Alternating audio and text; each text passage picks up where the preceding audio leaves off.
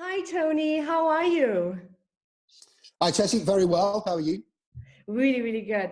So for everyone who doesn't know Tony yet, so Tony Kent is a UK book author who has sold 100,000 copies of his last two books.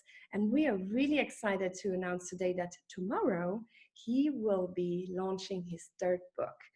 So welcome, Tony. Tell us a little bit Thanks about for you. having me. About me, I am an author and also a criminal barrister. So I'm one of those annoying people with two full-time jobs. I'm a thriller writer, and I write some legal thrillers, some political thrillers. My first book was called Killer Intent, which was a Zoe Ball book club book, or pick. There's only 10 of those ever picked, and mine was one of them. Wow. Second book is Marked for Death, which is a legal thriller, and that was a Richard and Judy book club pick last summer, where one of only 6. And my third book is Power Play, which comes out tomorrow, and that is all about the President of the United States and who really runs America. Oh, wow, this is so timely. Did you see today that President Trump has stopped providing money to the WHO? Yes, I did. Yeah, It's insane, isn't it? I mean, he's stopped the money on the basis of accusing them of doing all the things that he's done wrong. it is really, the world is upside down, isn't it? But let's go back Well, to... you've got a person in the White House who's after ratings, haven't you? So It is a real problem. I'm very concerned. But let's go back to you. How do you get from being a criminal barrister to a book author? How did that happen? I think I always wanted to be an author, and I always wanted to be a barrister, and I thought you could be both. And so I started my first book the same year that I started my training to be my final stage of training to be a barrister. The final stage of training is called pupillage, which is basically an apprenticeship. You do your degree, then you do your bar finals, and then you spend a year following another barrister around. And I thought I could do both because there's an author called David Baldacci, who I love, a fantastic author. And he would always been billed as a lawyer writer. And this is back before I understood publicity and PR and that most of it is lies. And so I believed that. And I thought, I'll do both. So I wrote the first 3 chapters of my first book when I was 22. And then I never looked at it again until I was 34. It took me 12 years to get back to it because my other career went very well and I was extremely busy. Oh, I can imagine being a barrister that you have quite a lot to do. Wow, that is incredible. It gets a bit busy, yeah. So I assume writing a book is very difficult, very different to the writing you're doing every day. Did you have some help? Did you go to a bookstore and get like writing a book for beginners? How did you do it? I didn't do any kind of studying. I didn't do anything really. I just sat down and wrote it. I think if you read enough, then you know how it works. And if you have the ability to, people always say, oh, everyone has a book in them. And it may be true that everyone has the story for a book in them, but it doesn't mean that they're the person that should be writing that book. I think you can either write a book or you can't. And I think that by studying and by reading and doing all those different things, you can learn and you can get better. But I think you can either do it or you can't do it. And I was lucky enough that when I sat down to try, it turned out I could. Oh, that's amazing. Well, I cannot wait to read your latest novel, The Power Play, which is coming out tomorrow, guys. And I'll make sure that I put it below as well for people to go and get it. So tell me, how is it for you? How was your life pre-Corona and how is it now? Well, I guess we're mid-Corona now, aren't we? So God knows what it'll be like after Corona. In terms of writing, you mean? Yeah. Weirdly enough, I was writing a book pre-Corona. I was 1/3 of the way into my 4th book, which was all about a pandemic. And it was all about a pandemic that had been inflicted on the USA by a rogue state, which also happened to be in the Far East, as a biological weapon. So I've had to stop writing that. And I've had to start from scratch on an entirely new book. So I had a 1-line idea, and 3 weeks ago I sat down and started writing that 1-line idea. and kind of having a voyage into discovery. So it's been very, very weird for me because I was so far in. I had a book in my head; it was ready to go. I was 1/3 written. I knew how it started, ended, played out, and now I'm writing an entirely different book, completely from scratch, and I haven't got a clue how it ends. So it's been weird. It's an unusual way of going about it. So can you share a little glimpse of what it kind of is about, your newest novel? The new one, well, the new one is about, it begins with a murder in Key West in the Florida Keys. Mm-hmm. And it's all about an investigation as to why this security guy on the docks has died, what's been brought through the docks that he's had to die for. And then it expands into whether or not there's a terrorist organization about to commit an atrocity in the United States and how to stop them. Wow, that is really exciting already. I cannot wait to get that one to get into my fingers. So from start to finish, how long does it take you to write a book? Because it seems like you're just throwing out books out of your head. It's incredible. It's really amazing. Well, it's been very different, as I said, because I don't normally sit down with a plan. I normally just have an idea, a one-line idea, and then I think about it for a few months. And those few months of thinking will make things coalesce for me. Whereas this time I had a one-line idea and I just had to start writing because I don't have time. I've got a deadline. Oh yeah. So is it true, like as they say in the movies, that you have one of these, that you have an agent who calls you and says, oh, you have a deadline coming up? It is, yes. My publishers thankfully agreed with my decision to scrap the pandemic book. And so they will be a little bit more flexible because they understand that I'm having to do this. I'm starting 3 months later than I would have started because 3 months ago I started a different one. And because they've agreed with it, that gives me some flexibility. But at the same time, it has to be done by the end of summer. So thank God I'm locked down. I've got nothing else to do. Wow, that is incredible. So around 6 months to write a whole book.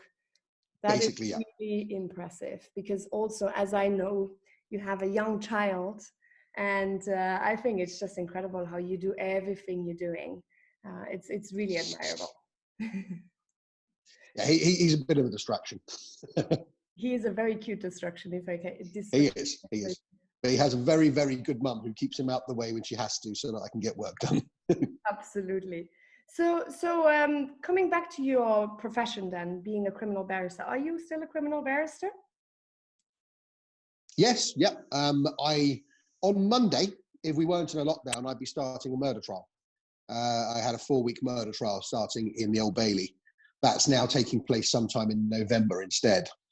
So yeah, I'm still full-time criminal barrister. It's not a job I intend to stop, to be honest. It's a job I love. I'll have, as the books get bigger and as things move on, I'll have to do less of it. It won't be something I can do every day by that point, but it's not a job I'd ever want to give up completely. Wow. It's just, thinking about criminal barrister and when you're talking about murder, it's just, it really, for us people who do not do a profession like that, sounds like in the movies. How was it for you for the first time when you stood in court and you defended, I don't know, you defended a murder or a person who has been the victim? How was that for you? Well, the first time I stood in court is you start off in the magistrate's court and it's not as grand and you don't have the wig and the gown and it's normally petty stuff. And the first time I was in a magistrate's court, I was defending somebody for jumping past a ticket barrier in a train station. So it's not really all about the first time you do that. It's about the first time for me, it was the first time I went to the Old Bailey. And I go to the Old Bailey a lot. I'm there all the time and it hasn't changed. It's still all about going to the Old Bailey. Whenever I walk through those doors, it hasn't lost its magic. Wow. So if I may ask, and if you can't, then don't say it. What was your Orders trial? The one where you were really like, "Ooh, this is really difficult," or this is really just, this is too much for me, or something like that. Which one gave you the most? It wasn't a trial, to be honest, and I won't give you too much details because it wasn't nice. It wasn't a trial. It was just a sentence. I had to go, somebody had pleaded guilty to doing some horrible things, and I had to go and represent him. And it involved pictures of things, and it involved children, and it's not the kind of work I ever do, but I was tricked into doing it, basically, because my clerks at the time said, oh, the case is waiting for you at court. So I wasn't given any files. I didn't know what I was going there for. And then by the time I got it and had to do the work, it was too late. I had to do it. And my problem with doing it was that I did it well. And I have to be honest, that was the biggest problem, was that I was able to be professional enough to kind of draw down a veil and stand up and represent this horrible thing very well. And I got him a good sentence. And I basically did all the things that would have disgusted me if I were not a lawyer. So the kind of things that I'd look at in the paper and think, how do those bastards do that? I did. And because that's my job and that's their job. None of us want to do that. None of us choose to do that. There is a thing called the cab rank principle, which means that a barrister can't turn down a case. Because if we turn down cases, nobody would be represented for any kind of sex crime. Nobody would be represented for the nastier crimes. And you have to remember, some of these people are innocent. Yeah. So they have to be represented. And so I had to obey the rule, and I had to represent this man. And I went back to my chambers. There were words exchanged with the people that give me the work, and I've never had to do it again. But that wiped me out. I have to be honest. I think I got drunk for about 3 days after that. Oh, I can imagine. I can imagine it must be hard sometimes to be in your work. So going back to your book then, in terms of Corona, when you're saying you're launching tomorrow your book Power Play, how do you do it? How is it going to happen? It's happening online, 8:30 tomorrow night, Thursday 16th, on Facebook Live. So all anyone has to do is go onto my Facebook page or my Facebook account. So Tony Kent Writes or Tony Kent Author.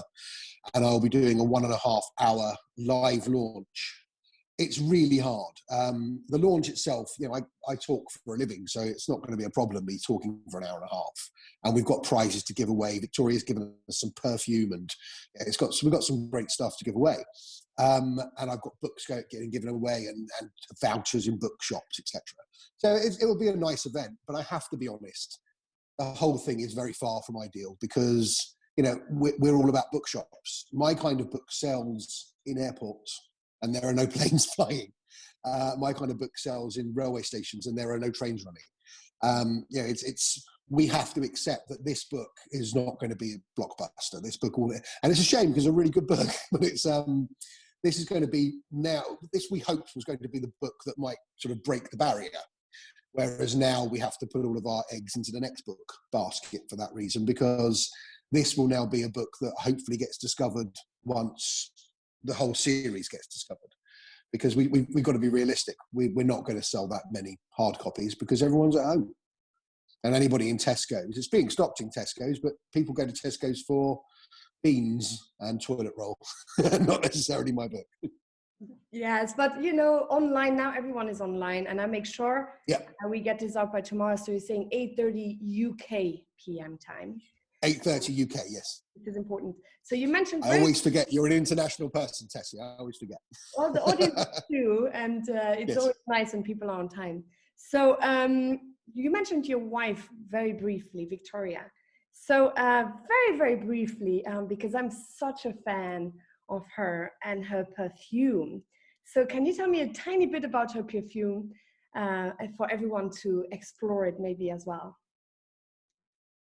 Yes, Victoria is the global brand ambassador, as you know, for her father's perfumery, which is Clive Christian, formerly the Crown Perfumery, who made the perfumes for Queen Victoria and Prince Albert. They are now Clive Christian. They have been for the last nearly 20 years, and they sell a whole range of extremely high-end, extremely lovely perfumes for men and for women, which includes number one, which is the world's most expensive perfume officially, but also includes a whole range, a private collection, the original collection, and now a few more collections, all of which are in our bathroom if anyone wants to come around and smell them, or alternatively go to Harrods. Yes, I have some myself, and I really, really love them. So yes, I make sure everyone gets the link as well to the beautiful perfumes. Well, time is running out. So is there something, a key anecdote or some key takeaways or just some suggestions from you to everyone in times of Corona? I would suggest, selfishly, it's a great time to read. I've actually started a YouTube channel now, which talks about my own books, but another channel called Tony Kent Writes and Recommends, where I am trying to recommend authors that I love. Because I think, I've only written the 3 books and you can only get 2 until tomorrow. So we've got so much time.